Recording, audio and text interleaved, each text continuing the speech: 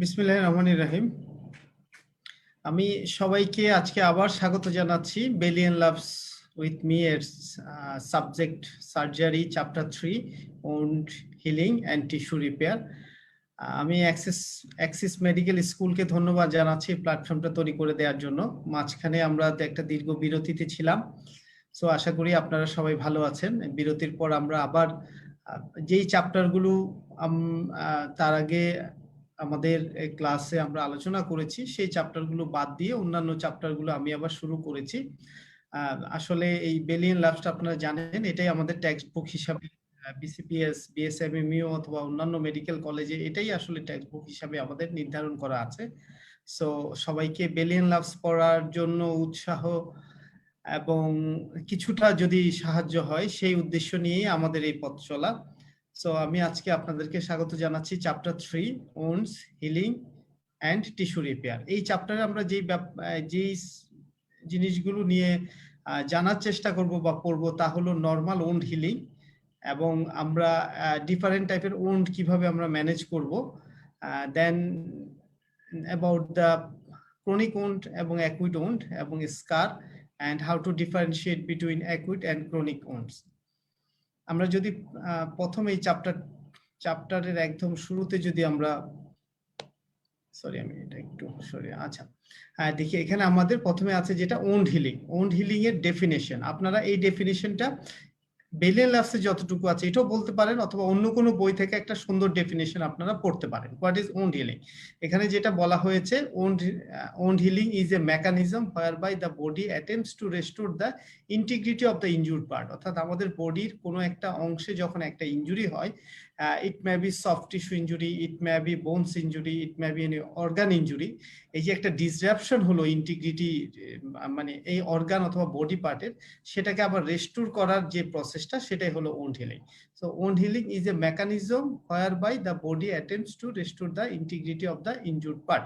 So আমরা এই এটাও মনে রাখতে পারি, কারণ স্যার যদি কখনো ভাইভাতে আমাদের প্রশ্ন জিজ্ঞাসা করেন অথবা কোনো একটা প্রশ্ন লেখার সময় আমরা যখন ইন্ট্রোডাকশন লিখবো তখন আমাদেরকে ছোট্ট করে একটা ডেফিনেশন লিখতে হবে। ওন্ড হিলিং এর এই ডেফিনেশনটা আপনারা পড়তে পারেন, অথবা অন্য যে কোনো বই থেকে অন্য কোনো ওন্ড হিলিং আমরা ওন্ড হিলিং এর ডেফিনেশন আমরা পড়ে রাখবো।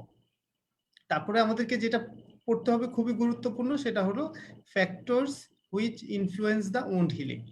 হ্যাঁ, আমরা সবসময় কি চাই? একটা clean incised wound in a healthy person where there is a no skin loss will follow a set pattern of outline below. অর্থাৎ কিভাবে একটা ওন্ড হিলিং হয়, কি কি ফেজ আছে সেটা আমরা কিছুক্ষণ পরে দেখব। তার আগে আমরা এখানে যেই আমাদের সামারি বক্স আছে সেটা হলো সামারি বক্স 3.1। এখানে আছে আমাদের factor influence the healing of the owned. এটা আমরা বেলিয়ান লাভস এইভাবে দেয়া আছে, আমরা এভাবেও লিখতে পারি, অথবা আমরা এটাকে চেঞ্জ করে কিছুটা হেডলাইন গুলো চেঞ্জ করতে পারি। যে কোনো এটা ভাইবা হোক অথবা রিটেন এক্সামিনেশন হোক, আমরা যখন যে কোনো কিছু পয়েন্ট আকারে দিই তাহলে এটা আমাদের জন্য বেশি নাম্বার ক্যারি করবে। যেমন এখানে আমরা এভাবে না লিখে আমরা লিখতে পারি patient factor, surgeon factor, operation factor, then হলো আমাদের ওন্ড ফ্যাক্টর। এভাবে আমরা 4টা ভাগে ভাগ করতে পারি ওন্ড হিলিং এর কি কি ফ্যাক্টর ইনফ্লুয়েন্স করে। যেমন আমরা যদি পেশেন্ট ফ্যাক্টর বলি, পেশেন্টের ম্যালনিউট্রিশন যদি থাকে, পেশেন্টের যদি ডায়াবেটিস থাকে, পেশেন্ট যদি অন স্টেরয়েড ওর কেমোথেরাপিতে থাকে, পেশেন্ট যদি স্মোকার হয়, তাহলে তার ওন্ড হিলিংটা ডিলে হবে। দেন আমরা বলতে পারি আমাদের এটা হলো পেশেন্টের জেনারেলাইজ ফ্যাক্টর। দেন ওন্ড ফ্যাক্টর, অর্থাৎ ওন্ডটা কেমন হবে, অর্থাৎ ওন্ডের কোথায় সাইড। যেমন আমাদের ফেসে যদি ওন্ড হয় তার হিলিং খুব ফাস্ট হয় আমরা জানি, আমাদের যদি লিম্পে হয় তার হিলিং কিছুটা ডিলে হয়। এরকম ভাবে বডির কোন অংশে আমাদের সাইট অফ দা ওন্ড তার উপর নির্ভর করে আমাদের ওন্ড হিলিংটা আর্লি হবে না ডিলে হবে বা কিরকম হবে, সেটা আমাদের এই সাইটের উপর নির্ভর করে। এছাড়াও স্ট্রাকচার, কি স্ট্রাকচার ইনভলভ করলো, যেমন এখানে কি শুধু স্কিন ইনভলভ করলো না মাসেল ইনভলভ করলো, তার উপর নির্ভর করে। তারপরে মেকানিজম অফ ওন্ড, অর্থাৎ ওন্ডটা কিভাবে হলো, একটা incision wound or crush wound অথবা ক্রাশ এভালশন ওন্ড, এর উপর নির্ভর করে। যেমন আমরা খুব সহজেই বলতে পারি যে ইনসিশন টাইপের ওন্ড যেটা হবে সেটা খুব দ্রুত হিল হবে, কিন্তু ক্রাশ ওন্ড যেটা সেটা হিল হতে একটা বেশি সময় নেবে। তারপর আসেন যে কন্টামিনেশন আছে না নাই, অর্থাৎ কন্টামিনেশন যদি থাকে তাহলে ওন্ড হিলিং ডিলে হবে, আর যদি কন্টামিনেশন না থাকে তাহলে ওন্ড হিলিং আর্লি হবে। তারপর আছে লস অফ টিস্যু, অর্থাৎ কি পরিমাণ টিস্যু আমাদের লস হয়েছে। টিস্যু লস যত বেশি হবে তত ওন্ড হিলিংটা ডিলে হবে। দেন আছে আদার লোকাল ফ্যাক্টর, অর্থাৎ ওন সাইডের যে ফ্যাক্টর, যেমন ভাস্কুলার ইনসাফিসিয়েন্সি, ওনটা যে জায়গায় হলো বা বডির যে অংশে হলো সেখানে যদি আমাদের ব্লাড সাপ্লাই কম থাকে তাহলে আমাদের ওন্ড হিলিংটা ডিলে হবে। আর পেশেন্টের যদি কোনো কারণে প্রিভিয়াস রেডিয়েশন থেরাপি পেয়ে থাকে কোনো ম্যালিগনেন্সির জন্য, অথবা আমরা যেই অংশটাতে ওন্ড আছে সেখানে যদি অতিরিক্ত প্রেসার প্রয়োগ করি ব্যান্ডেজের জন্য, তাহলে দেখা যাবে এটা ওন্ড হিলেটা ডিলে হবে। সো আমাদের এই factor influencing healing of a wound, এটা আমাদেরকে সুন্দর করে পড়তে হবে। আপনি এই ছকেও লিখতে পারেন অথবা নিজের মতো করে অন্য ছকে আপনি লিখতে পারেন, কিন্তু মূল কথাগুলো যেটা আছে এখানে ওন্ডের উপর নির্ভর করবে, ওন্ড কিভাবে হলো তার উপর নির্ভর করবে, কি কি স্ট্রাকচার ইনভলভ তার উপর নির্ভর করবে, সাইট অফ দা ওন্ড কি কি তার উপর নির্ভর করবে, কন্টামিনেশন এবং লস অফ টিস্যুর উপর নির্ভর করবে, দেন কিছু লোকাল ফ্যাক্টর আছে এবং কিছু সিস্টেমিক ফ্যাক্টর আছে। তারপরে আসি আমরা normal wound healing. Normal wound healing এর এখানে তিনটা ফেজের কথা বলা আছে, হ্যাঁ 1 2 3, কিন্তু কোথাও কোথাও এটাকে আরো দুটা ফেজ যোগ করা হয়। তার মধ্যে একটা হলো হেমোস্ট্যাটিক ফেজ আর একটা হলো আমাদের ডিস্ট্রাকটিভ ফেজ। সো আমরা ওন্ড হিলিং এর ফেজকে 3 ফেজও বলতে পারি, আমরা 5 ফেজও বলতে পারি, কিন্তু বেলিয়ান লাভসে যেহেতু মোস্ট কমনলি অ্যাগ্রিড হলো আমাদের তিনটা ফেজ, সো আমরা ওন্ড হিলিং প্রসেসটাকে আমরা তিনটা ফেজে ভাগ করতে পারি। একটা হলো ইনফ্লামেটরি ফেজ, একটা হলো প্রলিফারেটিভ ফেজ, একটা হলো রিমডেলিং ফেজ। তারপরে এই ফেজগুলো কিভাবে কাজ করে তার উপর নির্ভর করে আমাদের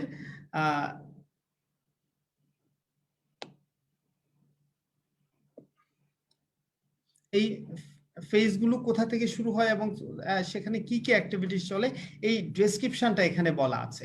হ্যাঁ, তার মধ্যে প্রথমে আমরা যেটা পেলাম সেটা হলো ইনফ্লামেটরি ফেজ।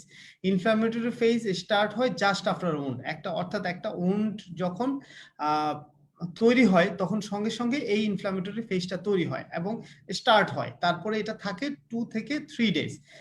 এবং এখানে যেটা হয় মেইনলি হলো ব্লিডিং ইজ ফলোড বাই, অর্থাৎ যে কোনো উন্ড হলে প্রথমে ব্লিডিং হয়, দেন ব্লিডিং স্টার্ট হওয়ার পরে কি হবে, ভ্যাসোকনস্ট্রিকশন হবে, ভ্যাসোকনস্ট্রিকশন হওয়ার পরে থ্রম্বাস ফর্মেশন হবে, থ্রম্বাস ফর্ম হওয়ার পরে ব্লাড লসটা লিমিটেড হয়, আর এর মধ্যে কি হয় আমাদের প্ল্যাটেলেট অ্যাগ্রিগেশন হয়, অর্থাৎ এই থ্রম্বাসটা প্ল্যাটেলেট দিয়ে তৈরি হচ্ছে।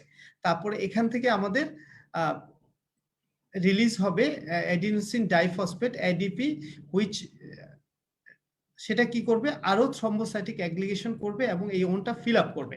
এই বর্ণনাটা আমরা আসলে যেহেতু বেলিয়ান লাভস থেকে পড়ছি, সো এখানে ভাষাটা কিছুটা জটিল, তারপর আমরা এটা পড়ার চেষ্টা করব। তারপরে কি হবে, তারপরে when the bleeding stop, bleeding যখন স্টপ হবে তখন platelet release the several cytokine like alpha granules, then হলো platelet derive growth factor, then platelet factor 4, then transforming factor sorry ওকে।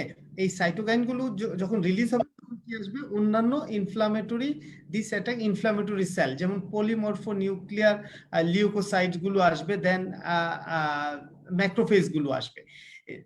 এগুলো আসলে এই এবং নিউট্রোফিল এবং প্ল্যাটেলেট থেকে আমাদের ভ্যাসোঅ্যাক্টিভ অ্যামাইন সিক্রেশন হবে, কি কি অ্যামাইন তার নামও এখানে দেয়া আছে। দেন এই টোটাল প্রসেসটা মিলে আমাদের যেটা হবে এখানে একটা ইনফ্লামেটরি প্রসেস তৈরি হবে। এই ইনফ্লামেটরি প্রসেসটা হলো আমাদের ইনফ্লামেটরি ফেজ। আমরা জানি যে ইনফ্লামেটরি ফেজের মধ্যে কি হয়, আমাদের ভ্যাসোডাইলেশন হয়, ভ্যাসোডাইলেশন হওয়ার ফলে আমাদের কি হয় এখানে এক্সেস ব্লাড সাপ্লাই হয়, এক্সেস ব্লাড সাপ্লাই হওয়ার কারণে এই অংশটাকে আমাদের একটা রেডিস বা রেডনেস ভাব আসে। তারপরে এই যে এক্সেস যে ব্লাড সাপ্লাই তার ফলে কি হয় এই অংশটা একটু সোয়েলিং হয়, দেন এখানে একটু যেটা হবে সেটা হলো যে অতিরিক্ত ব্লাড ফ্লোর কারণে এখানে টেম্পারেচারটা কিছুটা বাড়বে এবং এখানে পেইন হবে। সো এটাকে বলা হয় যে এটা ঐতিহাসিকভাবে আমরা যে কোনো ইনফ্লামেশনের এই চারটা বৈশিষ্ট্য আমরা সবাই আগেও পড়েছি এবং আবারও নতুন করে এখানে লেখা আছে, সেটা হলো রেডনেস, সোয়েলিং, ইনক্রিজ টেম্পারেচার এবং পেইন। সো এই চারটা আমাদের ইনফ্লামেটরি ফেজের এই চারটা ফাইন্ডিংস আমরা সবসময় মনে রাখার চেষ্টা করব। দেন আমাদের যে ফেজটা আসবে সেটা হলো প্রলিফারেটিভ ফেজ। এই প্রলিফারেটিভ ফেজটা সাধারণত থার্ড ডে থেকে শুরু হয় এবং এটা থার্ড উইক পর্যন্ত চলতে পারে। এখানে যেটা হবে প্রলিফারেটিভ ফেজে, সেখানে হলো গ্রানুলেশন টিস্যু তৈরি হবে। এই যে গ্রানুলেশন টিস্যু তৈরি হবে, হ্যাঁ। দা সরি, আমি এটা আরেকটু উপরে রাখি, আমার স্লাইডটা দেখা যাচ্ছে না। আমাদের এখানে কি হবে, গ্রানুলেশন টিস্যু তৈরি হবে। The wound tissue formed in the early phase of this phase is called the granulation tissue. তারপরে কি হবে, এখানে যেটা হবে growth of new blood vessel, অর্থাৎ যাকে বলে এনজিও জেনেসিস। সো এখানে কি হবে, গ্রানুলেশন টিস্যু ফর্ম হবে, এনজিও জেনেসিস হবে এবং রিইপিথেলিয়ালাইজেশন হবে। ওকে, আর এই টোটাল প্রসেসে যে কোলাজেনটা থাকবে এখানে সেটা হবে কোলাজেন টাইপ 3 কোলাজেন। সো আমরা আরো ডিটেইল যদি আমরা অন্য বই থেকে, প্যাথোলজি বই থেকে অথবা ইউটিউব থেকে, আমরা অন্য কোথাও থেকে আমরা এই জিনিসটা ডিটেইল যদি আমরা বুঝতে চাই, আমাদের একটু দেখে নিতে হবে। আর এখানে আমাদের যে সেলটা এখানে কাজ করবে সেটা হলো ফাইব্রোব্লাস্ট। আমরা জানি যে ফাইব্রোব্লাস্ট ভিটামিন সি প্রয়োজন হয় কোলাজেন প্রোডিউসের জন্য। সো এই জন্য আমরা যে কোনো ইনজুর্ড পেশেন্টকে আমরা সাধারণত অ্যাডভাইস করে থাকি যে সেই জন্য বেশি করে ন্যাচারাল ভিটামিন সি নেয়।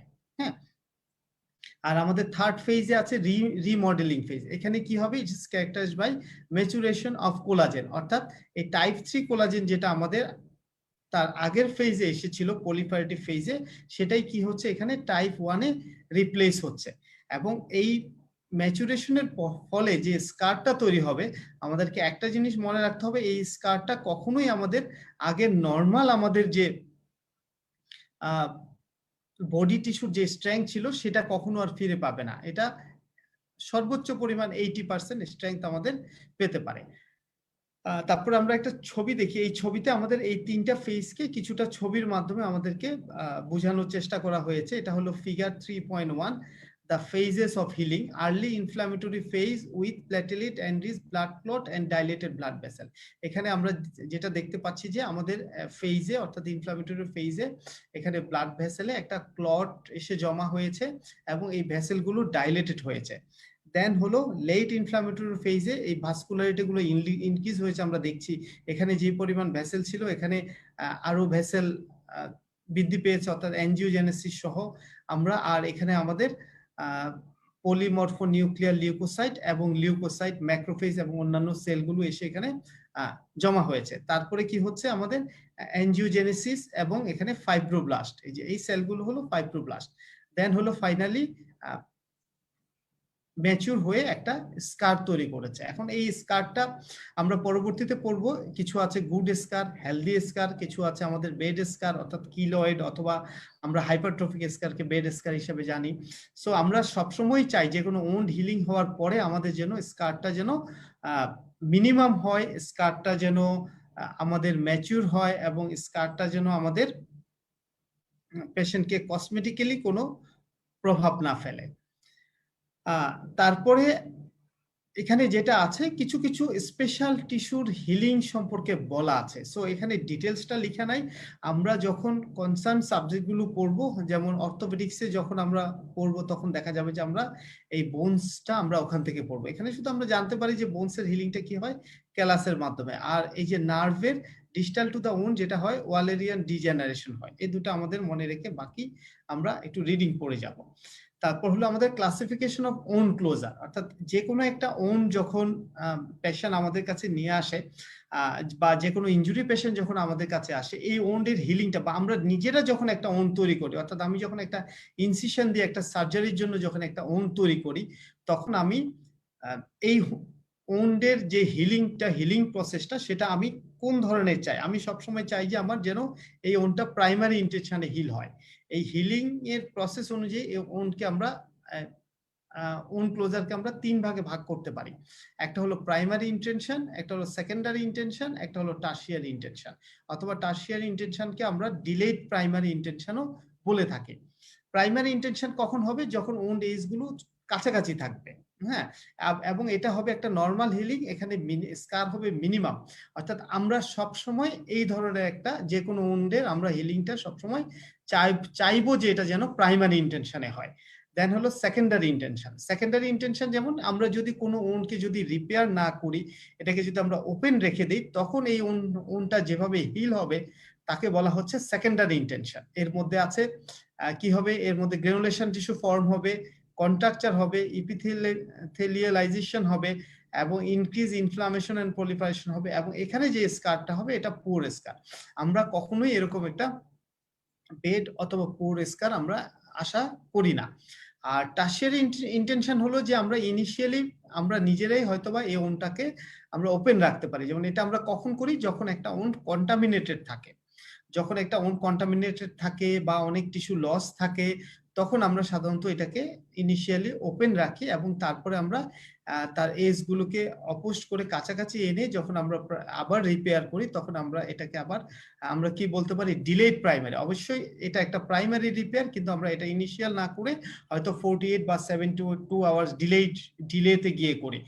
অথবা আমাদের যদি কোনো ওন্ড ইনফেকশন হয়, তখন আমরা যে সেকেন্ডারিজটা দিয়ে থাকি সেটাও আমাদের এই যে টার্সিয়ারি ইন্টেনশন।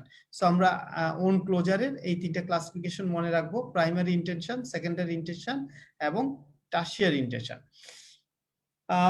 আমাদের যে কোনো ওন্ড, কিছুক্ষণ আগে আমি বলছিলাম, যে কোনো the aim of treatment is to achieve healing by primary intention. অর্থাৎ যে কোনো ওন্ড নিয়ে যখন পেশেন্ট আমাদের কাছে আসবে, তখন আমরা সব সময় যেটা চাইবো সেটা হলো যে ওই ওন্ড হিলিংটা যেন আমাদের প্রাইমারি ইন্টেনশনে হয়, এবং তাতে কি হবে, এই ইনফ্লামেটরি প্রসেস এবং পলিফারেটিভ প্রসেসটা রিডিউস হবে। হ্যাঁ, এবং স্কারটা হেলদি হবে, স্কারটা কোনো গুড স্কার হবে, ম্যাচিউর স্কার হবে।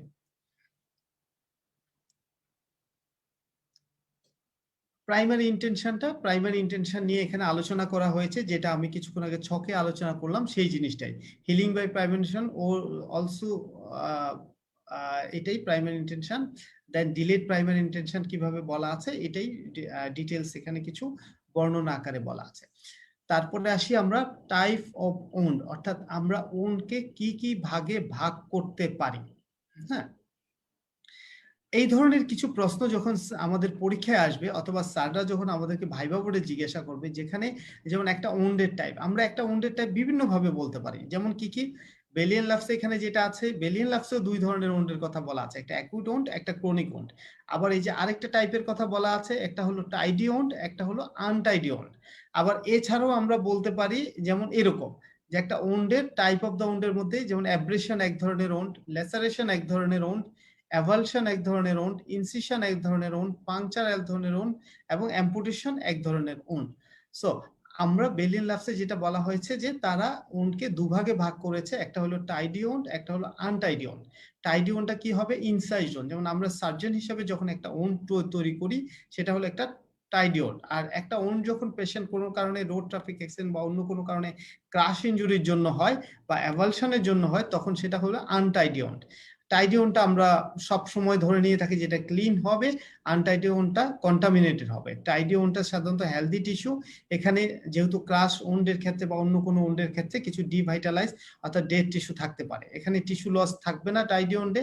আনটাইডি ওন্ডে সাধারণত টিস্যু লস থাকে। এছাড়াও ওন্ডকে আমরা অন্য একভাবে ডিভাইড করতে পারি, সেটা হলো ক্লিন ওন্ড, কন্টামিনেট ওন্ড এবং ক্লিন কন্টামিনেটেড ওন্ড। অর্থাৎ ক্লিন ওন্ড, কন্টামিনেটেড ওন্ড এবং ক্লিন কন্টামিনেটেড ওন্ড। সো যখন এই প্রশ্নটা আসবে টাইপ অফ ওন্ড, তখন আমরা প্রথমেই বলবো যে ওন্ডকে আমরা সাধারণত বিভিন্নভাবে ক্লাসিফাই করতে পারি, বা টাইপ ওন্ডের টাইপটাকেই আমরা বিভিন্নভাবে বলতে পারি। একটা হলো টাইডি আর আনটাইডি। এটা নির্ভর করছে হলো যে site of the injury, structure involve and mechanism of injury, এই টোটাল জিনিসটার উপর ভিত্তি করে আমরা ওন্ডকে দুই ভাগে ভাগ করতে পারি। এছাড়া অ্যাকর্ডিং টু দ্য কন্টামিনেশন আছে কিনা তার উপর ভিত্তি করে আমরা ওন্ডকে তিন ভাগে ভাগ করি: কন্টামিনেটেড ওন্ড, ক্লিন ওন্ড এবং ক্লিন কন্টামিনেটেড ওন্ড। তারপরে হলো আমরা যেমন এখানে যদি উদাহরণ বলি, যেমন আমরা যখন লাইপোমার সার্জারি করার জন্য যে ইনসিশন দিয়ে থাকি, সেটা হলো একটা ক্লিন ওন্ড। কিন্তু আমরা যখন অ্যাপেন্ডিক্স, একটা হয়তো পারফোরেটেড অ্যাপেন্ডিক্স অথবা বাস্ট অ্যাপেন্ডিক্স যখন সার্জারি করি, সেটা হবে আমাদের ক্লিন কন্টামিনেটেড ওন্ড। আর যখন আমরা একটা অ্যাবসেস ড্রেন করি, তখন সেটা হবে একটা কন্টামিনেটেড ওন্ড। এছাড়াও এই ছবিটা বেলিয়ান লাফসে না, এটা অন্য জায়গা থেকে আমি নিয়ে আসি, কারণ আমাদের অনেক সময় ওন্ড আসলে আমাদের এই ডায়াগনোসিস গুলো লিখতে হয়।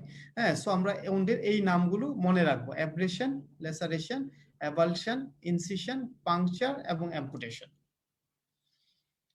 এখানে দুটো ছবি দেওয়া আছে ফিগার 3.2 তে। এটা হলো একটা ইনসাইজড ওন্ড, ওকে, অর্থাৎ একটা টাইডি ওন্ড। এটা সার্জন নিজে করেনি, এটা হলো কোনোভাবে পেশেন্ট এই ধরনের একটা শার্প ইনস্ট্রুমেন্ট দিয়ে এই ধরনের একটা ইনজুরি হয়েছে, একটা ওন্ড হয়েছে, সেটাকে আমরা দেখছি যে এটাই আমাদের হলো একটা টাইডি ওন্ড। আর এটা হলো আমাদের একটা আনটাইডি ওন্ড। এখানে একটা কি বলে অ্যাভালস ওন্ড ইন দ্য হ্যান্ড, অর্থাৎ অথবা ডিগ্লোভিং ওন্ডও আমরা বলতে পারি। তারপর হলো ম্যানেজমেন্ট ওন্ড। একজন ওন্ডের পেশেন্ট অ্যাকুট ওন্ড, আমরা বেলিয়ান লাভসের এই চ্যাপ্টারে দুই ধরনের ওন্ড নিয়ে আলোচনা করা হয়েছে, একটা অ্যাকুট ওন্ড, একটা হলো ক্রনিক ওন্ড। সো এই ম্যানেজমেন্ট অফ দ্য ওন্ড, একটা ওন্ডের পেশেন্ট, আমাদের একজন ওন্ডের পেশেন্ট যখন আমাদের কাছে আসবে তখন কিভাবে আমরা তাকে ম্যানেজ করব, হ্যাঁ, সেই বিষয়টা নিয়ে এখানে আলোচনা করা হয়েছে। এখানে প্রথমে যেটা বলা হয়েছে দেখেন, সেখানে হলো যে কোনো ওন্ডের পেশেন্ট আমরা জানি, অথবা ট্রমার পেশেন্ট, আমরা অবশ্যই এটিএলএস প্রোটোকল অনুযায়ী ম্যানেজ করব। এটা আমাদেরকে কখনোই ভুললে হবে না, হ্যাঁ। সে সিম্পল হোক অথবা যেরকমই হোক না কেন, যে কোনো ট্রমা পেশেন্ট আমরা সবসময় এটিএলএস প্রোটোকল অনুযায়ী ম্যানেজ করব, অর্থাৎ CABCDE। এটা আমরা এটিএলএস চ্যাপ্টার, যে ক্লাসটা আমি নিয়েছিলাম গত বছর, সো সেখানে আমরা এটা নিয়ে বিস্তারিত আলোচনা করেছি এবং ওটা আমরা বেলিয়ান লাভস থেকে পড়েছি। এখানে ডিটেলসে যাওয়ার আগে আমি একটা সামারি বক্স 3.3, এখানে সামারিটা দেখি। Management of acute wound. Acute wound ম্যানেজমেন্টের জন্য কি বলা হচ্ছে? ক্লিনজিং, অর্থাৎ প্রথমে আমরা ক্লিন করব, দেন আমরা এক্সপ্লোরেশন এন্ড ডায়াগনোসিস করব। অর্থাৎ একটা ওন্ডের যখন আমরা যদি বাহির থেকে হয়তো দেখা যাচ্ছে যে একটা বুলেট বা পাংচার ওন্ড বা অন্য কোনো ওন্ড হতে পারে, আমরা আসলে টোটাল জিনিসটা যদি প্রপারলি এক্সামিন না করি, তাহলে এখানে কি কি ইনজুরি আছে। ডায়াগনোসিস বলতে বোঝা যাচ্ছে এখানে কি শুধু স্কিন ইনজুরি আছে, না এখানে মাসেল ইনজুরি আছে, না এখানে টেন্ডন ইনজুরি আছে, না বোন ইনজুরি আছে, বা নার্ভ ইনজুরি আছে। এটা যেমন আমরা কিছু কিছু জিনিস ইনভেস্টিগেশনের মাধ্যমেও জানতে পারবো, কিন্তু সবসময় আমরা ইনভেস্টিগেশন দিয়ে বুঝতে পারবো না। যেমন আমাদের যদি মাসেল, টেন্ডন এবং ভ্যাসেল ইনজুরি থাকে, সেক্ষেত্রে অনেক সময় আমাদের এক্সপ্লোরেশনে যেতে হয়। তারপরে যেটা করব আমরা ডেব্রাইটমেন্ট, অর্থাৎ যে ডেড এবং ডিভাইটালাইজড টিস্যু আছে সেগুলোকে আমরা রিমুভ করব। তারপরে হলো আমাদের যে স্ট্রাকচার গুলো, যেমন যদি এখানে একটা টেন্ডন ইনজুরি থাকে আমরা টেন্ডনটা রিপেয়ার করব, একটা নার্ভ ইনজুরি থাকলে আমরা নার্ভ রিপেয়ার করব। তারপরে হলো যদি কোনো কারণে দেখা যায় অনেক টিস্যু লস হয়ে যায়, সেটা আমরা রিপ্লেস করব। তারপরে আমাদের যেটা দরকার হয় স্কিন কাভার, অর্থাৎ স্কিন কাভার দেওয়ার জন্য আমরা যদি প্রাইমারিলি কাভার করতে পারি করব, না পারলে আমরা ফ্ল্যাপ অথবা আমরা স্কিন গ্রাফটিং করব। আর যেটা আমাদেরকে সবসময় মনে রাখতে হবে, আমাদের এই স্কিন ক্লোজারটা অবশ্যই হবে উইদাউট টেনশন, ঠিক আছে। এবং এই যত কাজগুলো আমরা করব না কেন একটা ওন ম্যানেজমেন্ট করার সময়, আমরা অবশ্যই টিস্যু হ্যান্ডেলিংটা খুব মেটিকুলাসলি করব, যেমন আমরা যেন সার্জারি করতে গিয়ে বা ওন্ডের ট্রিটমেন্ট দিতে গিয়ে যেন আরো বেশি আমরা ইনজুরি না করে থাকি। সো একটা অ্যাকুইড ওন্ডের ম্যানেজমেন্টের মধ্যে আমরা কি দেখলাম? প্রথমে আমাদের আছে cleaning, then exploration and diagnosis, then debridement, repair of the structure, replacement of tissue where indicated, and skin cover and skin closure. কিন্তু এখানে আমাদেরকে যখন একজন পেশেন্ট দিয়ে পরীক্ষায় অথবা সার্জন যখন জিজ্ঞাসা করবে, তাহলে তার আগে পিছনে আমাদের টোটাল পেশেন্টের ম্যানেজমেন্টের কিছু কথা কিন্তু তার সঙ্গে আমাদের এর সঙ্গে যোগ করতে হবে। যেমন আমরা যে কোনো ওন্ডের পেশেন্ট আসলে আমরা তাকে ম্যানেজ করব হলো আমাদের এটিএলএস প্রোটোকল অনুযায়ী। তারপরে বলতে হবে যে স্যার আমরা পেশেন্টকে according to the grading of the wound পেশেন্টকে আমরা হসপিটাল অ্যাডমিট করব না আউটডোর চিকিৎসা দিব, এটা আমাদেরকে এখানে উল্লেখ করতে হবে। তারপর আমরা পেশেন্টকে পেইন কিলার দিব, পেশেন্টকে অ্যান্টিবায়োটিক দিব, সো এবং পেশেন্টকে আমরা অ্যাসুরেন্স করব, এবং যদি এই ধরনের কোনো সার্জারির প্রয়োজন হয় পেশেন্টকে আমরা কাউন্সিলিং করব এবং পারমিশন নিব। So sorry so management of the acute wound যখন আমাকে পরীক্ষায় লিখতে বলবে, তখন আমার এই জিনিসগুলো তো থাকবেই, তার পূর্বে এবং তার শেষে আরো কিছু জিনিস আমাদেরকে যোগ করতে হবে, এটা আমাদেরকে মনে রাখতে হবে। তো আমরা দেখি, সো প্রথমেই বলা হয়েছে যে ম্যানেজমেন্টটা নির্ভর করবে হলো আমাদের অ্যাকুইড ওন ম্যানেজমেন্ট। অনেক সময় স্যাররা নির্দিষ্ট করে না জিজ্ঞাসা করে, যখন ব্রড হেডলাইনে পরীক্ষা আসে বা ব্রড হেডলাইনে জিজ্ঞাসা করে, তখন আমাদেরকে কিছু ইন্ট্রোডাক্টরি কথা বলতে হয়। যেমন ম্যানেজমেন্ট অফ দ্য ওন যখন বলবে, তখন আমরা বলবো যে এভরি সার্জন মাস্ট, তার মনে রাখতে হবে যে কোনো ওন্ড বা ট্রমা পেশেন্ট আমরা ম্যানেজ করব এটিএলএস প্রোটোকল অনুযায়ী। তারপরে আমরা বলবো যে পেশেন্টের এই ওন্ডের নেচার, ওন্ডের ক্লাসিফিকেশন, ওন্ডের টাইপ, ওন এবং পেশেন্টের ওভারঅল কোমরবিড কন্ডিশন, অর্থাৎ পেশেন্টের ডায়াবেটিস আছে কিনা, পেশেন্টের অন্য কোনো ডিজিজ আছে কিনা, এই সবকিছু মিলিয়ে কিন্তু আমরা এই পেশেন্টটাকে ম্যানেজ করব। সো এই ব্যাপারগুলো কিন্তু আমাদের মনে রাখতে হবে। আমরা শুধুমাত্র ওন ম্যানেজমেন্ট বললেই, আমি যে এখানে সামারি বক্সে যে কথাগুলো আছে শুধু সেগুলো আমি বললে বা সেগুলো আমি লিখলে সেটা আমার জন্য খুব ভালো নাম্বার ক্যারি করবে না। আমাদেরকে ইন্ট্রোডাকশন এবং লাস্টে যে কনক্লুশন, এই জিনিসগুলো যোগ করে আমাদেরকে এই প্রশ্নটা আনসার দিতে হবে।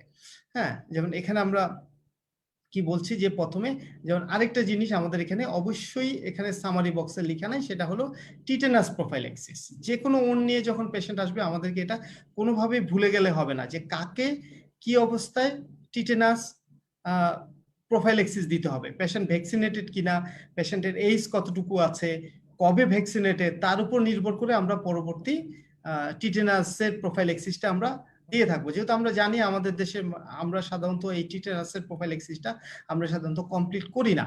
সো এটা 5 ইয়ার্স এর মধ্যে দিলে কি হবে, এটা 10 ইয়ার্স এর মধ্যে দিলে কি হবে, তার কিন্তু একটা ইন্টারন্যাশনাল প্রোটোকল আছে। আমাদের বেলিয়ান লাভসের বর্তমান বইতে এটা নেই, এটা সম্ভবত বেলিয়ান লাভসের 22 বা 23 এরকম আছে। সো আমরা এটা ইন্টারনেট থেকে আমরা এটা পড়ে নিব যে টিটেনাস প্রোফাইল্যাক্সিসের প্রোটোকল, টিটেনাস প্রোফাইল্যাক্সিসের প্রোটোকল। হ্যাঁ, আর তারপরে যে প্রথমেই আছে যে কোনো ওন্ডের ক্ষেত্রে আমরা কি করব, প্রথমে ব্লিডিংটা ম্যানেজ করব। ব্লিডিং ম্যানেজ করার জন্য আমরা জানি যে 3টা পি। হ্যাঁ, একটা হলো প্রেসার, দেন হলো প্যাকিং, দেন হলো আমাদের পজিশন। সেটাই এখানে বলা আছে, bleeding wound should be elevated and pressure should be applied. আমরা জানি, আমরা মনে রাখার সুবিধার জন্য আমরা এটা বলতে পারি 3P, অর্থাৎ যে কোনো ব্লিডিং ম্যানেজমেন্ট করার জন্য আমাদের কি হবে, একটা হবে প্রেসার, দেন পজিশন, দেন প্যাকিং। তারপরে হলো যে আমাদের প্রপার ডায়াগনোসিস এবং ফেসিলিটি, আমাদের ডায়াগনোসিস করার জন্য, যেমন কিছুক্ষণ আগে বলেছি যে কোনো একটা উন্ড আসলে সেখানে কি আমাদের নার্ভ ইনজুরি আছে কিনা, ভেসেল ইনজুরি আছে কিনা, এই ব্যাপারগুলো দেখার জন্য আমাদেরকে পেশেন্টের যদি অ্যানাস্থেসিয়ার প্রয়োজন হয় তাহলে আমরা অ্যানাস্থেসিয়া দিব, পেশেন্টের অ্যানালজেসিয়ার প্রয়োজন হলে আমরা অ্যানালজেসিয়া দিব। হ্যাঁ, সো তারপরে আমরা এই ওনটাকে এক্সপ্লোর করব, এক্সপ্লোর করে ভালোভাবে আমরা বোনসটা এক্সামিন করব এবং আমাদের ডায়াগনোসিস কনফার্ম করব। তারপরে আমরা তার ট্রিটমেন্টে যাব।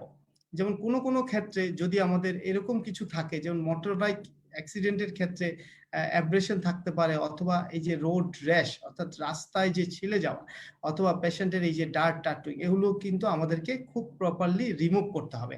এবং ডিভাইটালাইজড টিস্যু আমাদেরকে must be exercise until the bleeding occurs, অর্থাৎ যত ধরনের ডেড এবং ডিভাইটালাইজড টিস্যু আছে তাকে আমরা রিমুভ করতে হবে। এটাকে আমরা কি বলি, এটাকে আমরা বলি ওন ডেব্রাইডমেন্ট, এটাকে বলি আমরা ওন ডেব্রাইডমেন্ট। এবং আমাদের যত ডেড টিস্যু আছে এটা আমরা অবশ্যই রিমুভ করব। এখন আমাদের এই যে ডিভাইটালাইজড টিস্যু আমাদের বোঝার জন্য যেটা হলো, সেটা হলো আমরা সাধারণত এক্সারসাইজ করে যাব, যেখানে প্রপার ব্লিডিং আছে আমরা ওই পর্যন্ত আমরা করব। আর যেটা হলো আমাদের কপিয়াস স্যালাইন ইরিগেশন, অর্থাৎ এটা আমরা অথবা পালস জেট লাভেজ যদি আমাদের থাকে আমরা সেটা ইউজ করব। হ্যাঁ, সাধারণত আমাদের প্রফিউজ, এটা আমরা সব সময় এই জায়গাটাতে আমরা ভুল করে থাকি। আমরা না, বিশেষ করে যারা যে কোনো ওন নিয়ে যখন একজন পেশেন্ট ছোটখাটো ক্লিনিক অথবা আমাদের যে কোয়াক ডাক্তার আছেন তাদের কাছে যখন যান তখন তারা কি করে, প্রথমে এটাকে ক্লোজ করে দেয়, সেলাই করে। কিন্তু আমাদেরকে এটা মনে রাখতে হবে যে এই ধরনের যে কোনো উন্ডের ক্ষেত্রে আমাদের কি প্রচুর পরিমাণ ইরিগেশন দিতে হবে, স্যালাইন ইরিগেশন। হ্যাঁ, অনেক সময় দেখা যায় যে ক্লোজ করাচ্ছে, ইরিগেশন দেওয়াটা বেশি গুরুত্বপূর্ণ। যদি দেখা যায় যে আমার একটা পেশেন্টকে আমার টার্সিয়ারি বা হায়ার লেভেল সেন্টারে পাঠাতে হবে, আমার সেখানে হয়তো 7-8 ঘন্টা লাগতে পারে বা একটু বেশি সময় লাগবে, তখন আমি কি করব, পেশেন্টকে কিন্তু আমি এই ওন্ডের আগে ইরিগেশন দিব, দেন আমি ব্যান্ডেজ দিব। আমার এখানে রিপেয়ার করাটা যে এটা অনেক বেশি গুরুত্বপূর্ণ, এটা আমাদেরকে মনে রাখতে হবে। এটা আমরা সবসময় প্র্যাকটিক্যাল গ্রাউন্ডে যখন আমরা কাজ করি তখন আমরা এই জিনিসটা ভুলে যাই। আমরা মনে করি যে আমাদের সেলাই দেওয়াটা বুঝি খুব বেশি গুরুত্বপূর্ণ, না, সেলাই দেওয়ার চেয়ে আমাদের এই স্যালাইন ইরিগেশন অর্থাৎ এটা ক্লিনিং করাটা অনেক বেশি গুরুত্বপূর্ণ। দেন আমি ওন ডেভেলপমেন্ট যদি আমার কাছে ফ্যাসিলিটিস থাকে আমি করব, আর ফ্যাসিলিটিস না থাকলে আমি পেশেন্টকে ব্যান্ডেজ করে হয়তো হায়ার সেন্টারে পাঠিয়ে দেব। আর এখানে যেটা বলা আছে এটা এভাবেই যে আমরা ইউজ করি এমন না। আমাদের যেমন নার্ভ ইনজুরির জন্য, ভেসেল ইনজুরির জন্য, অন্য টিস্যু ইনজুরির জন্য, স্কিন ইনজুরির জন্য আমাদের যখন যে ধরনের সুচার ম্যাটেরিয়াল প্রয়োজন হয় আমরা সেই অনুযায়ী ব্যবহার করব। আর তারপরে আছে স্কিন গ্রাফট অথবা স্কিন ফ্ল্যাপ, যেভাবেই আমাদের যেটা প্রয়োজন হয় সেভাবে আমরা এটা কভার করব। সো এই ব্যাপারটাই আমরা এখানে বিস্তারিত আলোচনা হয়েছে এখানে। আমরা তারপরে এটার সঙ্গে আমি আগেই বলেছি যে তার সঙ্গে আমাদের পেশেন্টের আমাদের অ্যাকর্ডিং টু দ্য স্ট্যাটাস অনুযায়ী পেশেন্টকে আমরা অবশ্যই ATLS গাইডলাইন অনুযায়ী আমরা ম্যানেজ করব। তারপর হলো পেশেন্টের হসপিটাল অ্যাডমিশন লাগবে কিনা সেটা আমরা অ্যাসেস করব।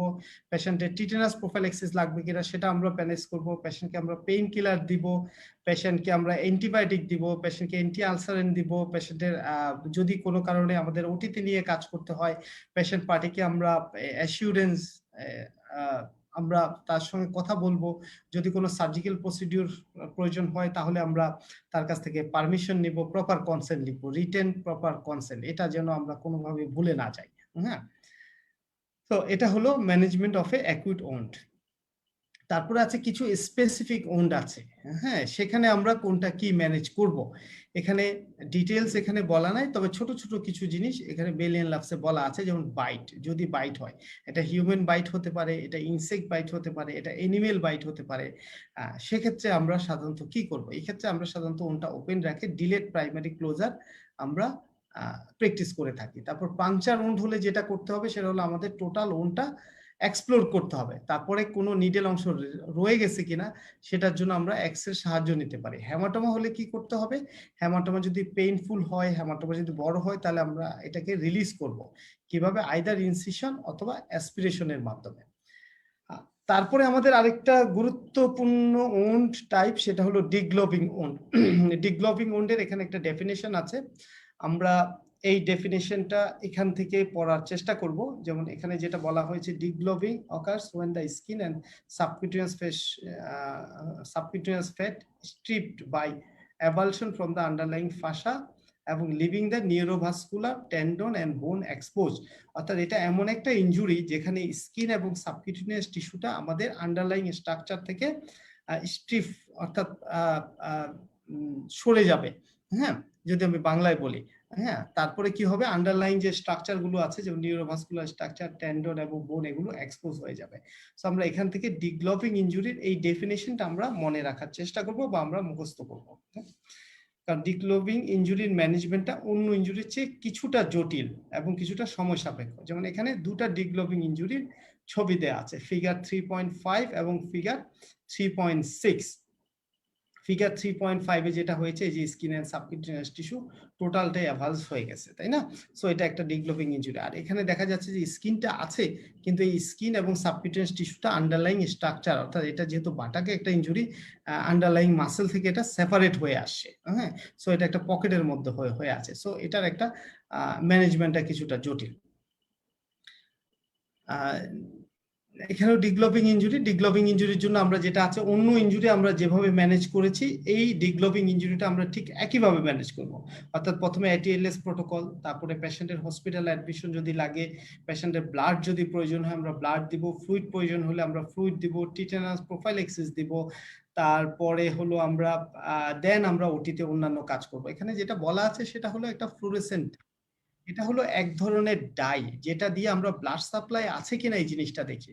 আমরা সাধারণত ওন্ডের ক্ষেত্রে এটা ইউজ করি না, অন্তত বাংলাদেশে আমরা ইউজ করি না। এটা সাধারণত যেটা হয়, কিছু কিছু আমাদের দেশে আসলে এটা ইউজ হয় না, ল্যাব কল করার সময় অথবা আমরা অ্যাক্সিলারি লিম্ফ নোড ডিসেকশনের সময় আমরা এই ফ্লুরেসেন্ট ডাইটা ইউজ করি। সো এই ফ্লুরেসেন্ট ডাইয়ের কথা এখানে কিছুটা বলা আছে। আমরা আসলে এভাবে করি না, আমরা আমাদের অভিজ্ঞতা থেকে ডিভাইটালাইজ টিস্যুগুলো যতক্ষণ পর্যন্ত না আমরা প্রপার ব্লিডিং না হচ্ছে সেটা দেখে, অথবা আমরা সময় নিয়ে আজকে একবার করলাম, নেক্সট ডেতে আবার করলাম, এভাবে আমরা সময় নিয়ে এটা করতে পারি ডেব্রাইটমেন্টটা। এটা আমাদের মনে রাখতে হবে। আমার মনে হয় আজকে এই পর্যন্তই। হ্যাঁ, আমি যেহেতু অনেকদিন পরে আজকে ক্লাস, সো এই চ্যাপ্টারের প্রথম হাফ নিয়ে আলোচনা করেছি।